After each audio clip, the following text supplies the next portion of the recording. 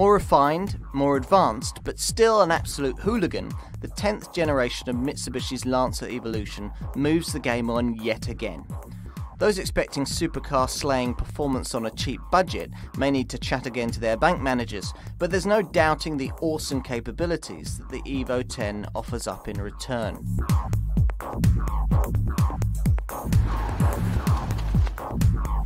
Now, in many ways, the previous 9 generations of Mitsubishi Lancer Evo have just been the warm-up acts for this model.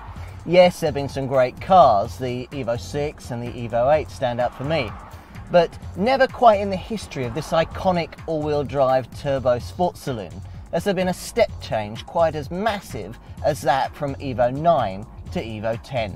Now, though the end result remains much the same, the hardware has been radically altered, which is just as well, since arch-rival Subaru is waiting in the wings to hoover up any disillusioned Evo buyers with their Impreza STI. Now, one recurrent Evo theme is that each successive generation has been bigger, heavier and more complex than the last. Now, that's continued here, but the end result, though still high-tech, is just as accessible and intoxicating as it ever was. The word that springs to mind at the wheel of an Evo X, and it's not the word you might expect beforehand, is polish. Though it's still not an Audi in here, all the controls feel that bit better resolved, that bit less uncouth than in previous generation Evos. And the onset of the turbo, well, these days it's less of a wrecking ball to the back of the head and more of an F-22 fighter aircraft on afterburner takeoff. Of course, it's still monstrously quick. The FQ360 model that I'm driving here is capable of rest to 60 in just 4.1 seconds on the way to an artificially limited top speed of 155 miles an hour. Now, I'm not allowed to say on family TV what FQ stands for, but if I tell you that the second word is quick, then you can probably guess the rest. The Lancer Evo was never a car defined by its straight-line sprinting ability though. Instead, it impressed with its astonishing grip and cornering agility, and the Evo X is no exception. It gets a super all-wheel control system, S-AWC, with an advanced an active centre differential, ACD, and an active yaw control, AYC. So far, so Evo 9. But what this Evo X also adds into the mix is an advanced stability control system, ASC, and that makes all the difference. Now, with this riot of acronyms weighing this Mitsubishi down, it would take a special kind of idiot to punt one into the scenery. The ASC system features a middle setting between fully on and fully off, which permits a degree of driftability, but nevertheless intervenes if it thinks you're about to relinquish control of your vehicle.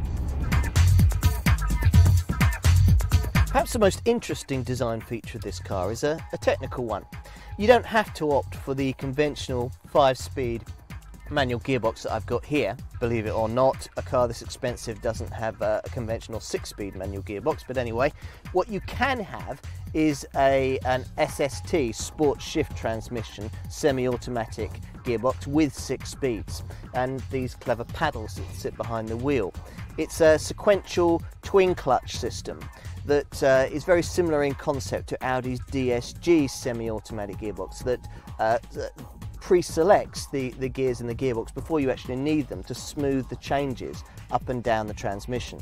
Now, most systems of this type can be marshalled through either pushing the gear lever backwards and forwards or operating paddles behind the steering wheel, and the SST system is the same, but its real difference is that it's just as impressive when you just leave it in automatic. Truth be told, I think the software is much cleverer than the DSG alternative you'll find in potential rivals like Audi's TTS or S3 models, particularly if you just leave it to do its own thing. It might seem heretical to leave an Evo X in automatic, but it's really impressive. It blips the throttle on down changes, it holds the gears through the corner, really makes you feel like a world rally champion even when you're not doing anything. The exterior lines of this Evo are bang on message for its target market. The blackened maw of the front grille and intercooler, flanked by these slit-eyed headlamps, and then as you walk round the car you've got this rising waistline that just signals the aggression of the car. Mind you, certain Evo trademarks remain. The 3-box silhouette, the gently blistered wheel arches and this huge rear wing, they all signal this Mitsubishi's intent. This car's most obvious rival is Subaru's 295 brake horsepower, 25 grand Impreza STI. Mitsubishi though offers a much wider choice with its Evo 10 lineup, which starts at around £28,000 and runs up to just shy of the £40,000 mark. Whether you see the asking prices as being strong value will really depend on what you're comparing this car to.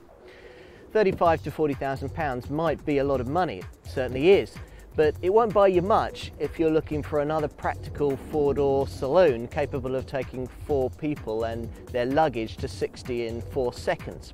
A £50,000 BMW M3 can't even do that. There are basically 3 Evo 10 models from which to choose, with power output suggested by their badgework. The lineup starts with the FQ300 model, progresses through to the FQ330 and tops out with this FQ360 variant. Standard specification includes 18-inch alloy wheels, these bi-xenon automatic headlamps which have a clever adaptive front lighting system. You also get Recaro seats, Bluetooth compatibility, automatic wipers and remote central locking.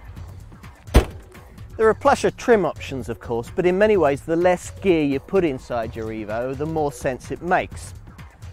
This is a more mature car with some of the rough edges chamfered off, but it still knows smoothie like an Audi S5. It is what it is.